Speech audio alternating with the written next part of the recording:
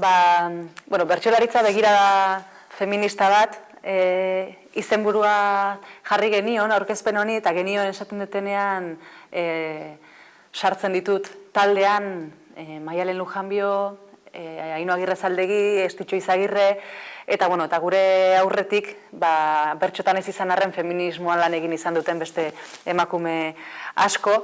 Gaur egin dituan gogo eta ia denak modu kolektiboan pentsatutakoak dialako.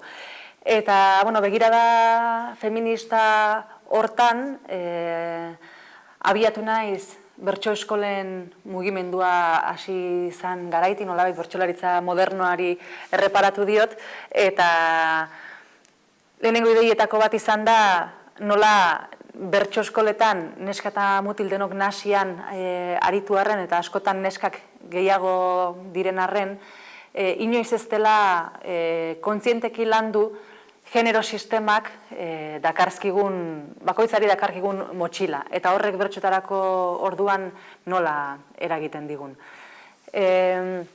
Ume-umetatik hasita, baina batez ere jendaurrekotasunerako jauzia gertatzen den garaian. Gaur egun emakumeok plazatan dauzkagun zailtasunez edo aritu naiz, eta historikoki sentitu izan ditugun segurtasun faltez, askotan emakumeok sentitu izan garelarako besamotzak bezala plazetan. Bertsolari izateko zerbait falta balitzaigu bezala. Orain dela gutxi arte, eta nik uste oraindik nolabait mantentzen dela bertsolariaren irudia edo figura, eta emakumezko gehienek sentitzen zuten figura hori osoki ezin zezaketela bete, zerbait falta zutela. Baina hau aldatu zen kontzientzia feminista edo emakumetasunaren kontzientzia hartzearekin batera. Lehenengo aldiz, galdera importante bat egin genionean gure buruari, eta galdera hori da nolakoa izango zateken bertsolaritza gizonezkoek garatu izan beharrean emakumeek garatu izan balute. Orduan bapatean falta bat izatetik edo utxuneak izatetik aukerak izatera pasa ginen emakumezkook. Ze konturatu ginen bertsolaritza izango dela bertxotan ari garenok izatea nahi dugun ura. Gutxi asko, nahiz eta zailtasunak badauden, egitura zarrak aldatzeko, zailtasun handiak dauden.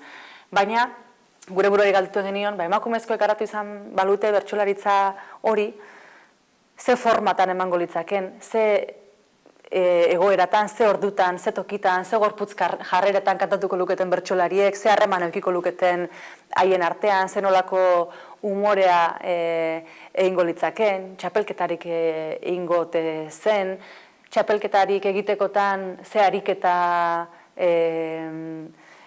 izango liraken, nola puntuatuko lirateken ariketa horiek, zeintzuk eta zeren arabera baloratuko lituzketen bertsoak, bertso merkatua nola erregulatuko litzateken, litzateko dana diferentea izango litzatekela, beste panorama baten aurrean geundekela. Baina panorama hori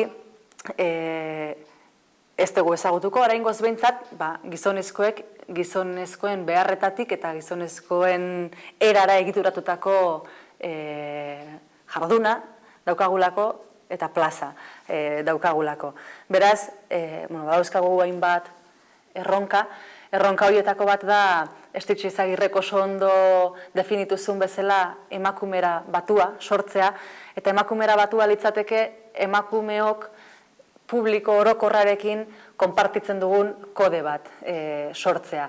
Konturatzen geralako, emakume guztiok hasten garela bertxotan neutroak garela pentsatuz, hizkuntza neutroa dela, entzulea neutroa dela, umorea neutroa dela pentsatuz, eta gero konturatzen gara, ezetz. Publikoa den guztia maskulinoa dela.